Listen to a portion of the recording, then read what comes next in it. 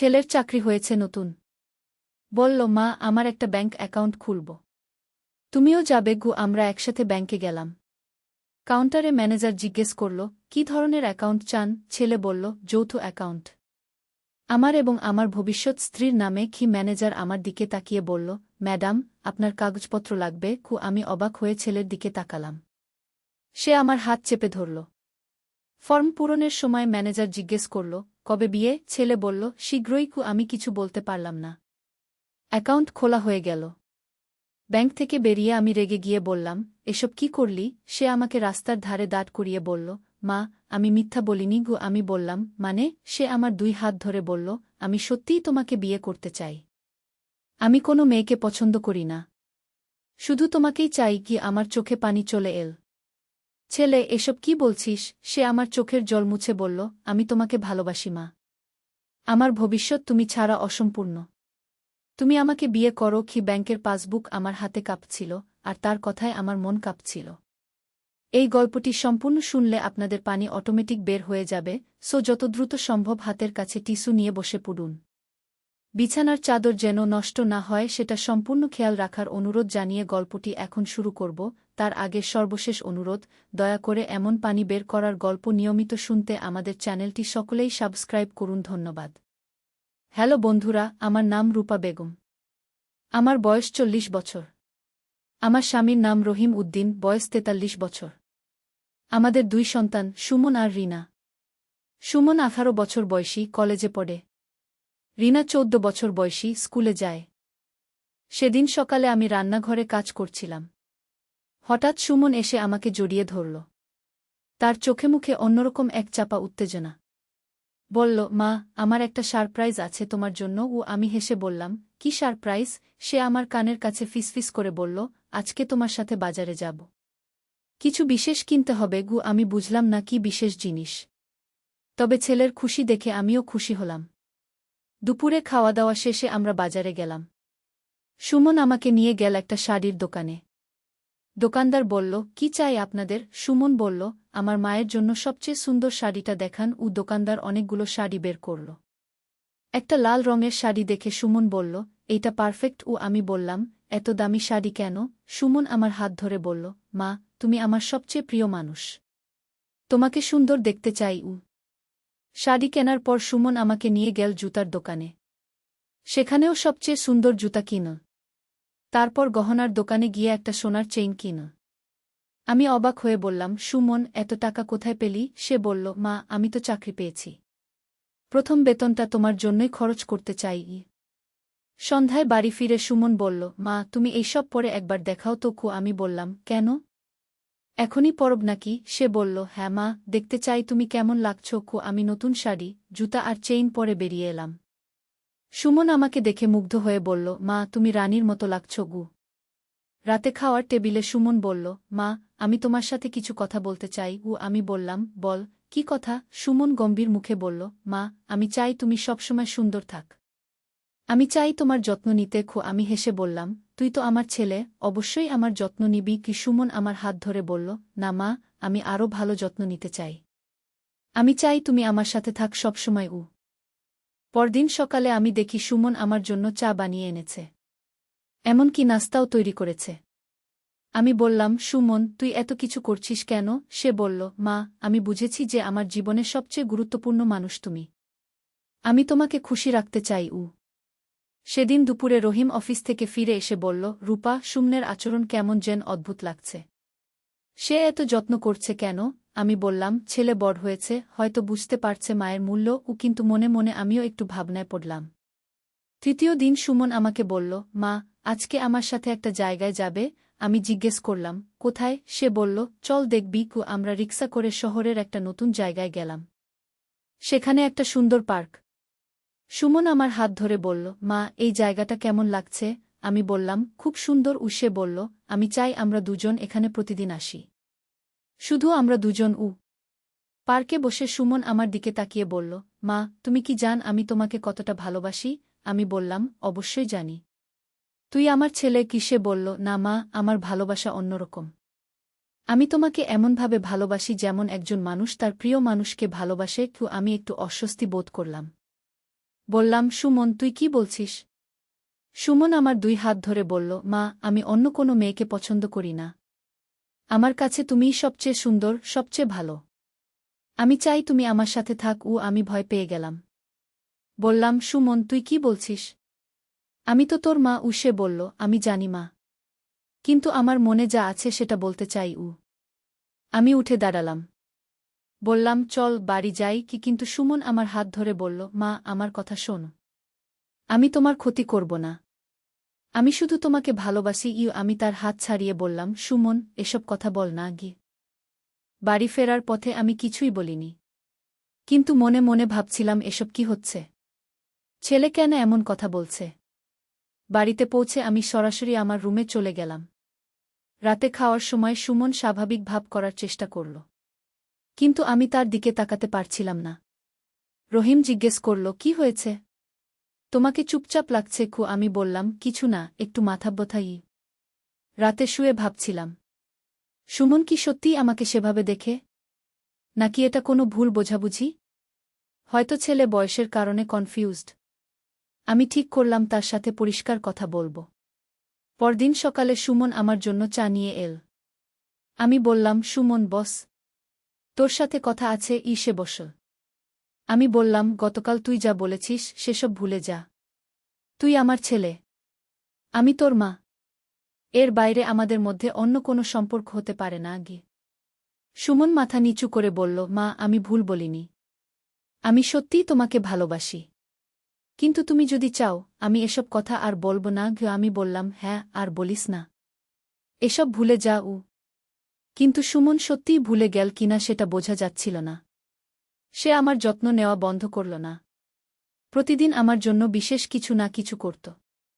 কখনো ফুল কিনে আনত, কখনো আমার পছন্দের খাবার বানাত। একদিন রিনা আমার কাছে এসে বলল, মা, সুমন ভাই কেন তোমার সাথে এত সময় কাটায়? আমার সাথে খেলতেও আসে না। আমি বললাম, তোর ভাই বড় হয়ে গেছে। বড়দের অন্যরকম কাজ থাকে। কিন্তু সত্যি বলতে সুমনের আচরণ আমাকে ভাবাচ্ছিল। সে সত্যিই কি আমাকে অন্যভাবে দেখে? নাকি এটা শুধু একটা ফেজ যেটা চলে যাবে? একদিন বিকেলে আমি বারান্দায় বসে সেলাই করছিলাম। সুমন এসে আমার পাশে বসল। বলল, মা, তুমি কি আমাকে অস্বাভাবিক মনে কর? আমি সেলাই থামিয়ে বললাম, কেন এমন কথা বলছিস? সে বলল, আমি জানি আমার মন অন্যদের থেকে আলাদা। কিন্তু আমি পারি না আমার অনুভূতি পাল্টাতে। আমি তার দিকে তাকালাম। দেখলাম তার চোখে সত্যিই এক ধরনের কষ্ট। বললাম, সুমন, তুই হয়তো কনফিউজড। বয়স হলে এসব ভাবনা আসে। কিছুদিন পরে ঠিক হয়ে যাবে। সে বলল, না মা, আমার এই অনুভূতি অনেক দিনের। আমি ছোটবেলা থেকেই তোমাকে খুব বেশি ভালোবাসতাম। এখন সেই ভালোবাসা আরও গভীর হয়েছে। হঠাৎ করেই সুমন উঠে দাঁড়াল। বলল, মা, আমি একটা সিদ্ধান্ত নিয়েছি। আমি জিজ্ঞেস করলাম, কি সিদ্ধান্ত? সে বলল, আমি এই শহর ছেড়ে চলে যাব। অন্য শহরে চাকরি নেব। আমি চমকে উঠলাম। বললাম, কেন? হঠাৎ কেন এমন সিদ্ধান্ত? সে বলল, কারণ আমি বুঝতে পারছি আমার এই অনুভূতি তোমাকে কষ্ট দিচ্ছে। আমি তোমার কষ্টের কারণ হতে চাই না। আমার চোখে জল এসে গেল। বললাম, সুমন, তুই আমাকে ছেড়ে যেতে পারবি না। তুই আমার ছেলে, আমার সবচেয়ে প্রিয় সন্তান। সুমন আমার কাছে এসে বসল। বলল, মা, আমিও তোমাকে ছাড়তে পারব না। কিন্তু আমি যদি থাকি তাহলে এই সমস্যা থেকেই যাবে। আমি বললাম, কোনো সমস্যা নেই। তুই স্বাভাবিক থাক। আমি তোর মা, তুই আমার ছেলে। এটাই যথেষ্ট। সুমন আমার হাত ধরল। বলল, মা, তাহলে আমি একটা অনুরোধ করি। আমি বললাম, বল। সে বলল, তুমি আমাকে তোমার সবচেয়ে ভালো বন্ধু মনে কর। আমি হব তোমার সবচেয়ে কাছের মানুষ। কিন্তু মা ছেলে হিসেবে। আমি মাথা নাড়লাম। বললাম, ঠিক আছে, তুই থাক আমার সাথে। কিন্তু প্রমিস কর, কোনো অদ্ভুত কথা বলবি না। সুমন হেসে বলল, প্রমিস মা।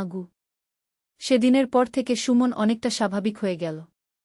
সে আমার যত্ন নিত, কিন্তু সেটা একজন ভালো ছেলের মতোই।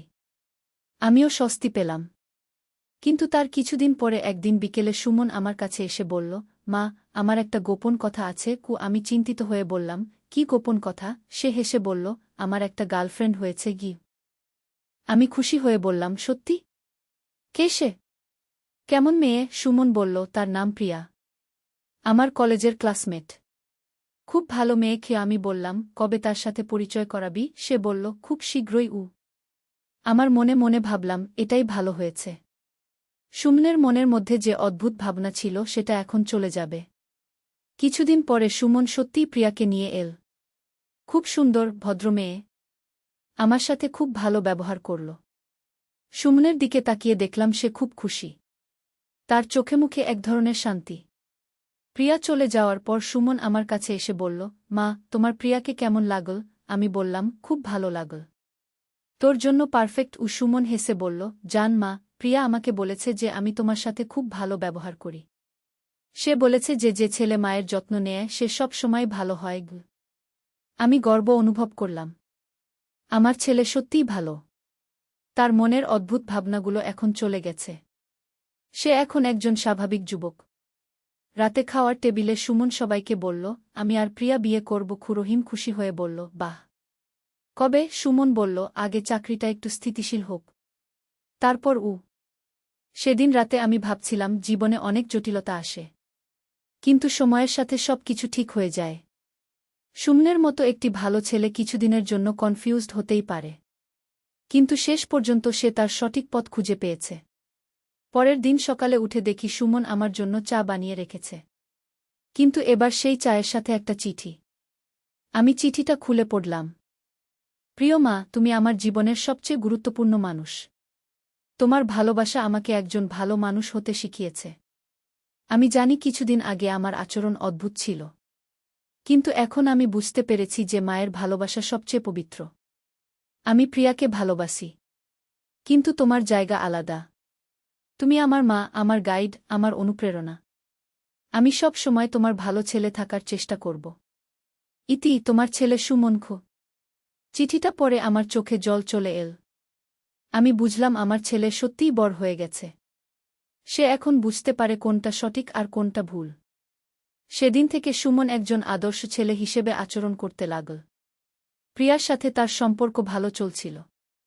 আমাদের পরিবারে আবার শান্তি ফিরে এল।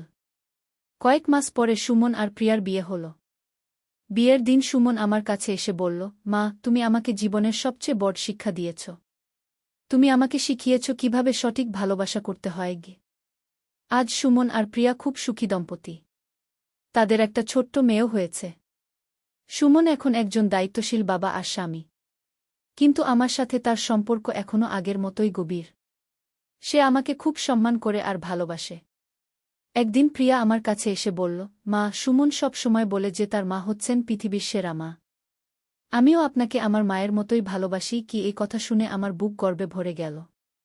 কিন্তু জীবনে সব সময় যে সুখ থাকে তা নয়। হঠাৎ একদিন রহিমের বুকে ব্যথা শুরু হল। ডাক্তার দেখিয়ে জানতে পারলাম তার হার্টের সমস্যা। অপারেশন করাতে হবে।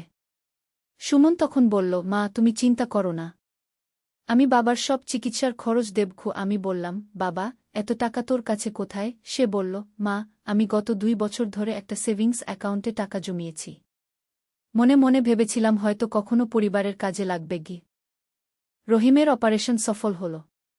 ডাক্তার বলল, আপনার ছেলে খুব ভালো। পুরো চিকিৎসার সময় সে একটি মুহূর্ত আপনার পাশ ছাড়েনি। আমি গর্ব অনুভব করলাম।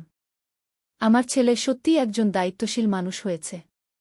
রহিম সুস্থ হয়ে ওঠার পর আমাদের পরিবারে আবার খুশির আবহাওয়া ফিরে এল। রিনাও তার পড়াশোনায় ভালো করছিল। সে এখন স্কুলের প্রথম মেয়ে। একদিন সকালে সুমন আমার কাছে এসে একটা খবর দিল যা আমাকে চমকে দিল। সে বলল, মা, আমার কোম্পানি আমাকে অন্য শহরে বদলি করতে চাচ্ছে। বেতনও দ্বিগুণ হবে। আমি বললাম, সেটা তো ভালো খবর, কিন্তু তুমি এখানে থেকেই কাজ করতে পার না? সে বলল, মা, এই সুযোগটা হাতছাড়া করা উচিত হবে না, কিন্তু আমার চিন্তা হচ্ছে তোমাদের ছেড়ে যেতে। আমি তাকে বোঝালাম, সুমন, তুই তোর ভবিষ্যতের কথা চিন্তা কর। আমরা ঠিকই থাকব। কিন্তু মনে মনে আমি জানতাম সুমনকে ছাড়া আমার খুব কষ্ট হবে। সুমন বলল, মা, আমার একটা প্রস্তাব আছে। তুমি আর বাবা আমাদের সাথে চলে আসো। রিনাও আসতে পারে। রহিম বলল, না বাবা, আমরা এই বয়সে নতুন জায়গায় গিয়ে খাপ খাওয়াতে পারব না। শেষ পর্যন্ত সুমন একাই নতুন শহরে গেল। বিদায়ের দিন আমার চোখে অনেক জল। সুমন আমাকে জড়িয়ে ধরে বলল, মা, আমি প্রতি সপ্তাহে ফোন করব। মাসে একবার এসে দেখা করব। সুমন চলে যাওয়ার পর বাড়িটা যেন ফাঁকা লাগত। কিন্তু সে তার প্রমিস রেখেছিল। প্রতি সপ্তাহে ফোন করত। মাসে একবার এসে দেখা করত। 1 বছর পর সুমন একটা বড় খবর দিল। সে বলল, মা, প্রিয়া আবার গর্ভবতী হয়েছে। আমি খুশি হয়ে বললাম, বাহ! এবার কি চাও? সে হেসে বলল, মা, যা হোক না কেন আমি খুশি। কিন্তু আমার ইচ্ছা ছেলে হোক। তাকে তোমার নামানুসারে নাম রাখব।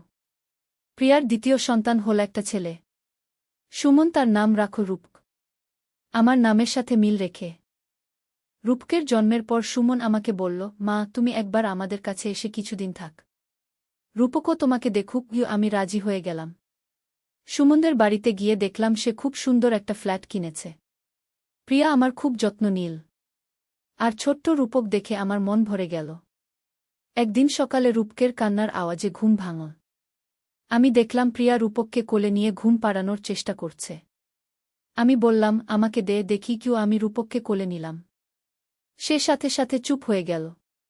প্রিয়া অবাক হয়ে বলল, মা, আপনার হাতে রূপক কত শান্ত থাকে। আমি হেসে বললাম, দাদুমায়ের হাতে নাতিরা সব সময় শান্ত থাকে। সেদিন বিকেলে সুমন অফিস থেকে ফিরে এসে আমাকে রূপককে কোলে নিয়ে বসে থাকতে দেখল। সে আমার কাছে এসে বলল, মা, তোমাকে দেখে মনে হচ্ছে তুমি আবার মায়ের ভূমিকায় ফিরে গেছ। আমি বললাম, হ্যাঁ, নাতিনাতনীরা এসে জীবনে নতুন আনন্দ এনে দেয়। সুমন বলল, মা, আমার একটা ইচ্ছা আছে। আমি জিজ্ঞেস করলাম, কি? সে বলল, তুমি আর বাবা আমাদের সাথেই থেকে যাও। রিনাও এসে থাকুক। আমরা সবাই একসাথে থাকব। আমি বললাম, সুমন, তোর বাবার চাকরি আছে। রিনার পড়াশোনা আছে। সে বলল, বাবা এই বয়সে চাকরি ছেড়ে দিতে পারেন। আর রিনার জন্য এখানেও ভালো স্কুল আছে। আমি এই প্রস্তাবের কথা রহিমকে বললাম। রহিম বলল, রূপা, তুমি যা ভাব। আমার কোনো আপত্তি নেই। রিনাও রাজি হয়ে গেল। সে বলল, মা, আমার সুমন ভাইয়ের কাছে থাকতে ভালো লাগবে। শেষ পর্যন্ত আমরা সবাই সুমনের শহরে চলে এলাম। এখানে এসে আমাদের নতুন জীবন শুরু হল। সুমনের বাড়িতে আমরা সবাই একসাথে থাকি। রূপক আর তার বড় বোন আমাকে খুব ভালোবাসে। সুমন এখন তার কোম্পানিতে একজন সিনিয়র ম্যানেজার। প্রিয়া একটা স্কুলে শিক্ষকতা করে। রিনাও নতুন স্কুলে ভালো করছে। রহিম বাড়িতে থেকে আমার সাথে রূপকদের দেখাশোনা করে। কিছুদিন আগে রূপক হাঁটতে শিখেছে। সে এখন বাড়ি জুড়ে ছোটাছুটি করে। আমি তাকে দেখে আনন্দ পাই। মনে হয় যেন আবার সুমনের ছোটবেলার দিনগুলো ফিরে এসেছে। একদিন সকালে রূপক আমার কাছে এসে দাদুমা বলে ডাকল। এটাই তার প্রথম স্পষ্ট কথা। সুমন আর প্রিয়া খুশিতে আটখানা। আমার চোখেও আনন্দের জল। রাতে সুমন আমার কাছে এসে বলল, মা, তুমি জান আমি কত খুশি যে তুমি আমাদের সাথে আছো। রূপক তোমার কাছে থেকে যে ভালোবাসা পাচ্ছে সেটা অমূল্য। আমি বললাম, সুমন, পরিবার মানেই তো এটা। সবাই সবার যত্ন নেওয়া। সুমন বলল, মা, আমার মনে হয় জীবনের সবচেয়ে বড় সুখ হচ্ছে পরিবারের সবাইকে নিয়ে একসাথে থাকা। আমার ছোটবেলায় যে ভুল চিন্তাভাবনা ছিল সেগুলো ছিল শুধুই বয়সের দোষ। এখন আমি বুঝি সত্যিকারের সুখ কোথায়। আমি তার কথা শুনে ভাবলাম, জীবনে অনেক চ্যালেঞ্জ আসে। কিন্তু ভালোবাসা আর ধৈর্য দিয়ে সব সমস্যার সমাধান করা যায়। সুমনের মতো একটা ভালো ছেলে কিছু সময়ের জন্য পথ হারিয়েছিল, কিন্তু শেষ পর্যন্ত সে ফিরে এসেছে সঠিক পথে। আজকে আমি যখন রূপককে কোলে নিয়ে বসি তখন মনে হয় জীবন চক্রাকারে ঘোরে। যেভাবে আমি সুমনকে বট করেছি, এখন সুমন তার সন্তানদের বট করছে। আর আমি আছি তাদের পাশে, তাদের গাইড হিসেবে। সুমন এখন একজন আদর্শ বাবা, স্বামী আর ছেলে। প্রিয়ার সাথে তার সম্পর্ক খুবই ভালো। রূপক আর তার বোনের সাথেও সে খুব ভালো ব্যবহার করে। আমার সাথে তার সম্পর্ক এখন একজন পরিপক্ক ছেলের মতো। কয়েকদিন আগে সুমন আমাকে বলল, মা, আমি তোমাকে ধন্যবাদ দিতে চাই। আমি জিজ্ঞেস করলাম, কিসের জন্য? সে বলল, তুমি আমাকে সঠিক পথ দেখিয়েছ। যখন আমি ভুল পথে যাচ্ছিলাম তুমি ধৈর্য রেখে আমাকে ফিরিয়ে এনেছ। আমি বললাম, সুমন, এটাই মায়ের কাজ। সন্তান ভুল পথে গেলে তাকে ফিরিয়ে আনা। সে বলল, মা, তোমার মতো মা সবার ভাগ্যে জোটে না। এখন যখন আমি আমার জীবনের দিকে তাকাই মনে হয় সব কষ্টের শেষে সুখ আছে। সুমনের সাথে যে কঠিন সময় পার করেছি সেটাও এখন মনে হয় একটা পরীক্ষা ছিল। আমরা সেই পরীক্ষায় উত্তীর্ণ হয়েছি। আজ রাতে ঘুমানোর আগে আমি ভাবছিলাম, জীবনটা সত্যিই সুন্দর যখন পরিবারের সবাই একসাথে থাকে। সুমনের অদ্ভুত ভালোবাসা এখন পরিণত হয়েছে একজন দায়িত্বশীল ছেলের ভালোবাসায়। আর আমি আছি তার পাশে, তার মা হিসেবে, তার বন্ধু হিসেবে, তার গাইড হিসেবে। রূপক এখন আমার কোলে ঘুমিয়ে আছে। তার নিষ্পাপ মুখ দেখে মনে হচ্ছে জীবনের সব কষ্ট মিটে গেছে। এই ছোট্ট শিশুটি আমাদের পরিবারে নিয়ে এসেছে নতুন আনন্দ, নতুন আশা। সুমন আর প্রিয়া তাদের রুমে গিয়ে বিশ্রাম নিয়েছে। রহিম আর রিনাও ঘুমিয়ে পড়েছে। আমি একা বসে ভাবছি, এই পরিবারটাই আমার সবকিছু। এই ভালোবাসা, এই বন্ধন, এই একসাথে থাকার আনন্দই জীবনের সবচেয়ে বড় পাওয়া। কাল সকালে আবার নতুন দিন শুরু হবে। রূপক আবার তার চঞ্চলতা নিয়ে বাড়ি মাতিয়ে তুলবে। সুমন অফিসে যাবে। প্রিয়া স্কুলে যাবে। রিনা তার বন্ধুদের সাথে খেলতে যাবে।